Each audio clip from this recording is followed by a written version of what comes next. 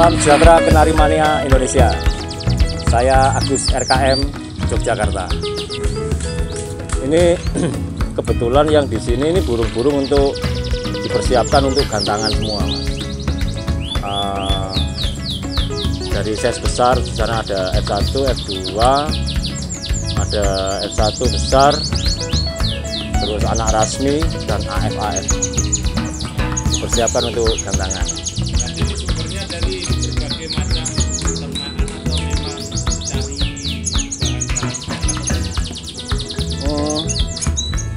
Ada yang saya cari untuk pesanan teman-teman di Jakarta. Seperti AF ini kan akan berangkat di Rumah Kenari Mampang di Jakarta.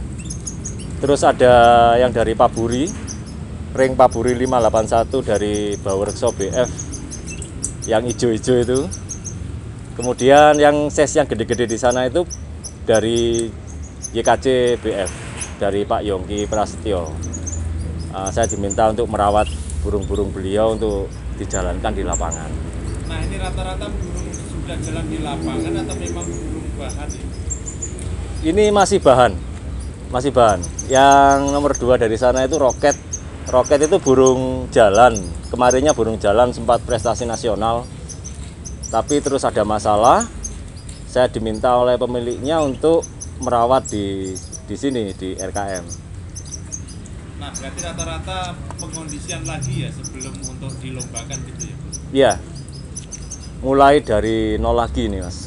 Mulai dari nol lagi. Nah, kira-kira seperti apa sih untuk mempersiapkan burung lomba itu dari segi perawatan atau memang apa sih yang diproses? Sebelumnya kan kita melangkah dulu langsung ke arah lombanya ya. Lomba itu yang diperlukan untuk burung lomba harus memenuhi persyaratan sebagai berikut. 1, itu adalah variasi lagu. Jadi burung harus punya banyak variasi. Modal utama ya? Modal utama. Ya paling enggak ya 3-5 variasi dalam satu kali tarikan nafas. Terus yang kedua adalah durasi lagu. Durasi lagu yang biasanya disebut berapa durasinya. Begitu yang ditanyakan oleh para pemain itu berapa durasinya, panjang atau enggak. Nah, ini adalah namanya durasi lagu. Kemudian yang ketiga, volume. Keras tidaknya volume yang dihasilkan oleh burung tersebut. Ada yang kenceng, ada yang cukup, ada yang tidak terdengar. Nah, kita harus pilih yang bagaimana nanti ya. Otomatis yang kenceng ya, atau yang paling enggak bisa didengar oleh juri. Setelah volume, yang keempat adalah durasi kerja. Durasi kerja adalah kemampuan burung untuk bunyi di lapangan selama waktu penilaian sekitar 15-20 menit. Burung harus tampil ngedur sebisa mungkin, jedanya rapet. Jadi berhenti 1-2-3 detik, langsung berangkat lagi, membawakan lagunya secara utuh. Nah, ini yang keempat, ini adalah durasi kerja. Yang kelima, gaya. Gaya sebetulnya tidak mutlak diperlukan, tidak mutlak. Tapi ini untuk menarik perhatian juri. Dari jauh ketika burung kita itu goyang gitu kan, juri akan tahu bahwa itu burung itu kerja. Juri akan mendekati untuk memastikan lagu dari burung tersebut. Nah, jadi artinya gaya tidak dinilai dalam penilaian, tapi mutlak diperlukan oleh pemain kalau ingin burungnya menang di lapangan. Gayanya lari-lari ya jelas nggak bisa dipakai. Harus 1 titik atau goyang 1 titik. Ya. Terus idealnya untuk sudah siap lomba itu gimana sih dari segi umur, dari kondisi dia di rumah, bisa dikatakan siap dilombakan kenalnya seperti apa? Oke. Sebelum dirawat dipastikan yang kita maksud burung bahan lapangan adalah satu gacor dulu burungnya, sehat. Nah, otomatis burung yang akan kita rawat harus sehat dulu, harus gacor dulu. Supaya sehat, antisipasi segalanya. Misalnya dari penyakit ya, dari kutu, dari jamur, dari cacing, macam-macam lah penyakit itu. Kita bersihkan dulu penyakitnya, diobati sampai dia merasa sehat, baru kita rawat sedemikian. Akan melewati proses jemur, akan melewati proses umbar. Setelah itu dijalankan, baru bisa direndeng seperti ini, digandeng seperti ini. Jadi ini apa ya maksudnya gini? Dan ini kan ditaruh di bawah ini. Maksudnya apa sih, pengondisian untuk apa? Oh begini,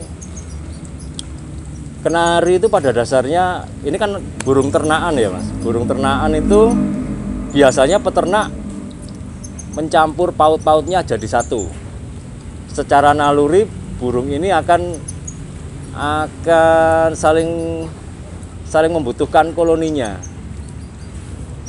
Ketika sering disatukan seperti ini, burung tidak terlalu shock kalau ketemu dengan kenari lain, atau sudah terbiasa bunyi dalam satu rendengan seperti ini. Ini gunanya juga untuk supaya burung bisa main di tengah, dijepit, diapit istilah teman-teman seperti itu ya. Oh, dari awalnya memang latihannya sebenarnya itu ya. Kadang kan ada Ya. kenari main jauh atau apa gitu. Nah, kalau main jauh, kenari kalau dijauhkan kebanyakan bunyi. Tapi kalau saya lebih senang itu kenari yang mainnya di tengah, diapit oleh lawan-lawannya, dan dia tetap cuek bunyi. Seperti kalau istilah lobet konslet ya, mungkin seperti itu. Nah, kemudian fungsinya ditaruh di bawah. Ini adalah breakdown dari kondisi lapangan. Lapangan di gantangan manapun biasanya jarang menyediakan gantangan standby untuk pedok untuk para pemain. Biasanya pemain mengkondisikan burungnya di tempat seadanya. Nah, kita biasakan burung seperti ini kondisinya. Ketika di lapangan nanti, dia sudah tidak terlalu shock dengan kondisi burung harus taruh di lantai. Dia sudah tidak terlalu shock. Kenari kalau shock akan mempengaruhi kinerja kenari tersebut di atas gantangan. Tanda-tanda shock adalah misalnya angkat kaki satu, jadi burung kondisi sehat, dari rumah sehat. Ketika OTW di gantangan terjadi masalah, misalnya apa dan sebagainya, nggak ngerti ya. Sampai di gantangan, burung disiapkan untuk naik, ternyata ngangkat kakinya. Ini bisa jadi karena burung tersebut stres atau shock dengan keadaan yang berubah secara drastis. Nah, ini kita antisipasi dengan cara seperti ini. Dilatih dari awal. Kira-kira demikian.